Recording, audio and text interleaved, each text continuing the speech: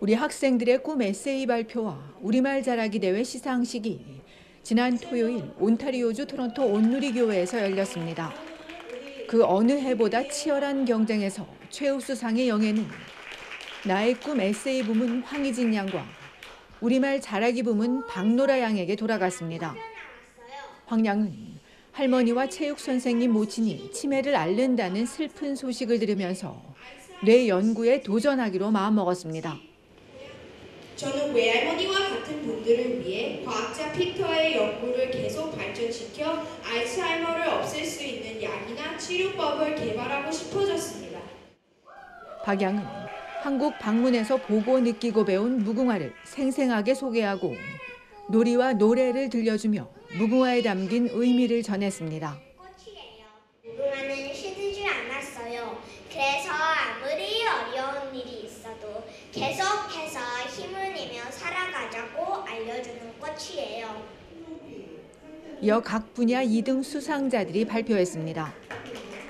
국제연합에서 세계 평화 유지를 위해 일하고 싶은 박노을 군, 아픈 사람들을 치료해주기 위해 의사가 되고 싶다는 조승우 군, 태극기를 좋아하는 태극소녀 김예원 양, 대한민국을 너무 사랑하는 염하윤 양, 조승빈 군은 김치에 대해 자세히 소개했습니다.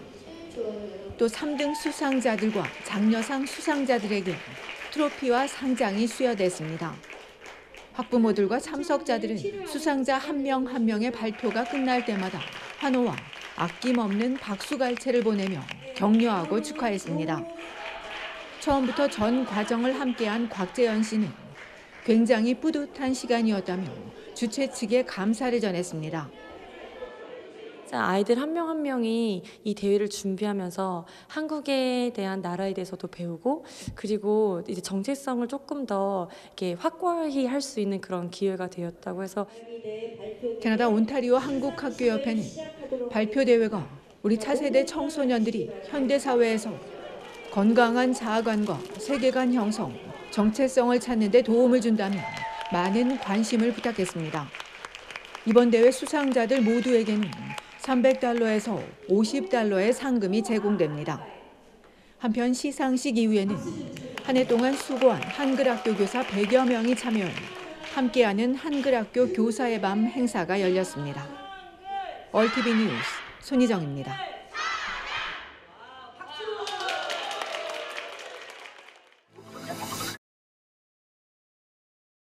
전국의 인플레이션이 계속 안정화되면서 10월 상승했던 소비자 물가는 다시 소폭 하락했습니다.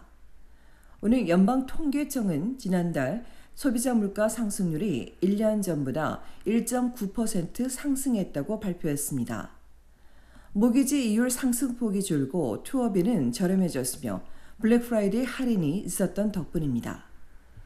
이 기간 투어비와 전자기기, 통신료, 여성의류, 항공요금이 물가를 끌어내렸습니다.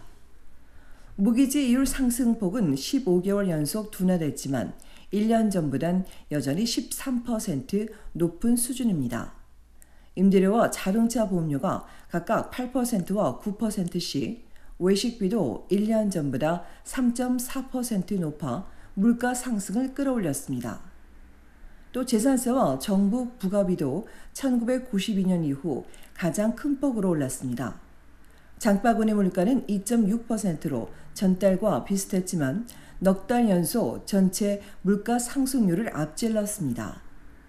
장바구니 물가는 2021년 11월 이후 20% 급등했습니다. 10월 대비 한 달 새 가격 변화는 야채가 가장 많이 뛰었고 반대로 통신료와 아동복은 떨어졌습니다. 앞서 지난주 빅컷 인하를 단행한 연방중앙은행이 향후 점진적인 금리 인하를 발표한 가운데 BMO 경제학자는 내년 초 추가 인하를 전망했고 CIBC 전문가는 향후 몇 개월 동안은 인플레이션보다 고용지표 등 다른 지표가 통화정책에 더 중요해질 것이라고 전망했습니다. 주근의 차기 통화정책회의는 다음 달 1월 29일입니다. 온주의 소비자 물가는 1.8%, 브리티시 콜롬비아주 2.3%, 엘버타 2.8%, 퀘벡주 1.5%입니다. 한편 캐나다인 3명 중 1명이 내년에 지출을 최대한 줄일 예정입니다. BMO 보고서에 따르면 이런 지출 감소는 전반적인 재정 상황에 대한 걱정과 갑작스런 지출에 대한 두려움이 가장 큰 요인입니다. 또 2명 중 1명은 생활비 상승 탓에 새해 결심도 달라졌다고 응답했습니다. 이번 조사는 9월 2일부터 14일까지 3,400여 명을 대상으로 온라인으로 진행됐습니다.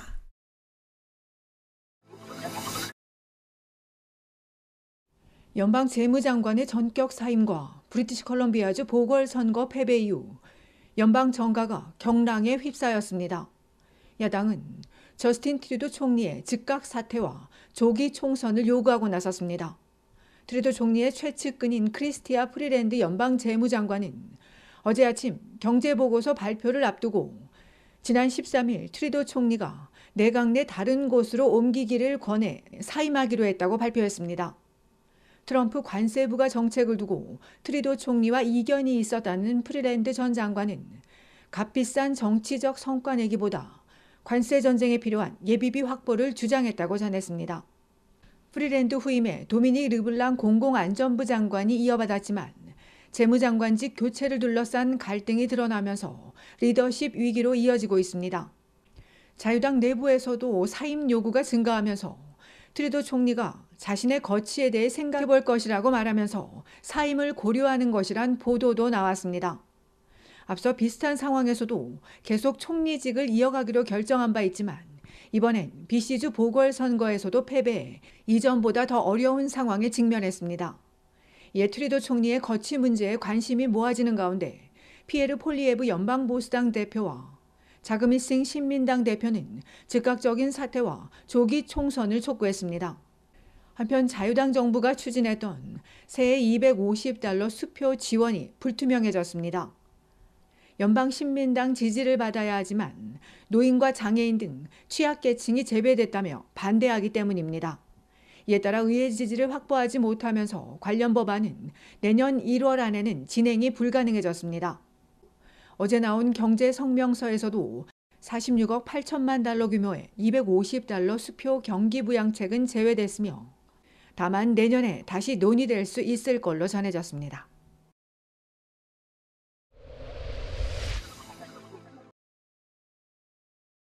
혼다 자동차가 제작 결함이 있는 차량 12,000여 대를 리콜했습니다. 리콜 모델은 2024년형 패스포트와 2023년에서 2025년 모델인 파일럿 SUV로 연료 주입구의 체결 불량으로 연료 주입이나 충돌 시 연료가 누출될 가능성이 있고 화재를 초래할 수 있습니다. 혼다는 소유주에게 서면으로 통지하고 딜러십으로 가져가 검사받은 뒤 필요할 경우 연료 주입구 파이프를 다시 배치해 줄 것이라고 전했습니다. 이후에 연방보건부는 아마존 캐나다에서 판매된 중국산 풍선 키트가 화학적 위험이 있다며 리콜했습니다. 어린이가 빨대에 대고 버블 풍선을 만드는 과정에서 환각이나 현기증 등을 유발하는 증기를 흡입할 수 있다며 15개들이 버블 볼 장난감, 플라스틱 풍선, 매직 버블 접착제 장난감, 우주 풍선 등을 리콜하고 해당 제품을 구매한 소비자는 즉시 사용을 중단한 뒤 버릴 것을 당부했습니다.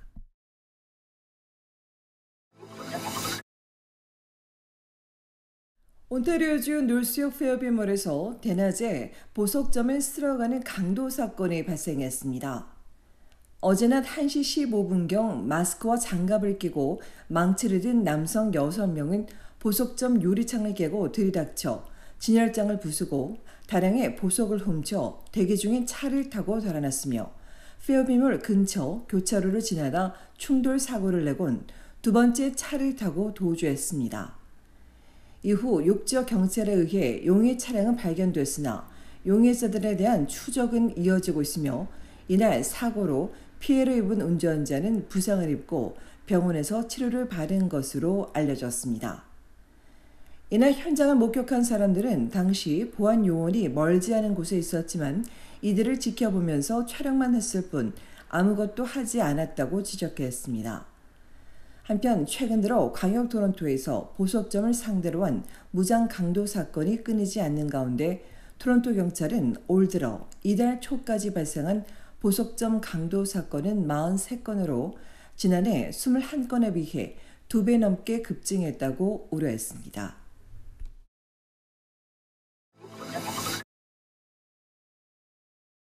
간밤 온타리오주 토론토에서 사건 사고가 이어지는 가운데 어제 저녁 6시 25분경 에글링턴 애비뉴 웨스트와 블랙크릭 드라이브 부근에서 북쪽으로 향하던 빨간색 세단이 남쪽으로 걸어가던 10대 청소년에게 접근하더니 갑자기 총을 발사했습니다. 총에 맞은 피해자는 중상을 입고 병원에서 치료를 받고 있으며 경찰이 사건을 수사하고 있습니다. 저녁 7시엔 노스역 서쪽 라저스 로드 인근 웨스턴 로드 교차로에서 길을 건너던 40세 남성이 견인차에 치여 병원으로 옮겨졌으나 숨지는 사고가 발생했습니다. 견인차 운전자와 현장을 중심으로 사고 경위를 조사 중인 경찰은 사고 현장을 목격했거나 관련 동영상을 가지고 있는 사람들의 적극적인 제보를 요청했습니다.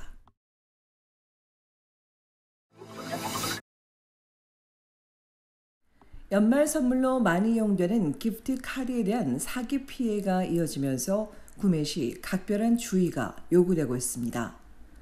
지난 10월 셰퍼스트롱마트에서 $400어치의 아마존 기프트 카드 10장을 구매한 한 여성은 이 중 8장이 비어있자 셰퍼스에 알렸지만 아마존에 미루면서 두 회사 사이에서 환불받지 못한 채 기다려야 했습니다. 또 다른 여성은 $250짜리 비자 기프트 카드를 사용하려 했으나 $1 50센트만 남아 있었습니다. 이는 범죄자들이 기프트 카드의 카드 번호와 활성 코드를 훔쳐 재포장한 뒤 누군가 구매를 하게 되면 돈이 빠져나가는 방식이며 이외에 가짜 바코드를 덧붙이는 수법으로도 악용되고 있습니다. 이에 전문가들은 기프트 카드를 구매하기 전에 액수를 확인하고 카드가 조작된 것처럼 보이면 사지 말아야 하며 카운터 안쪽에는 기프트 카드를 구매하고 문제가 있을 때를 대비해 영수증을 보관하는 것이 좋다고 조언합니다.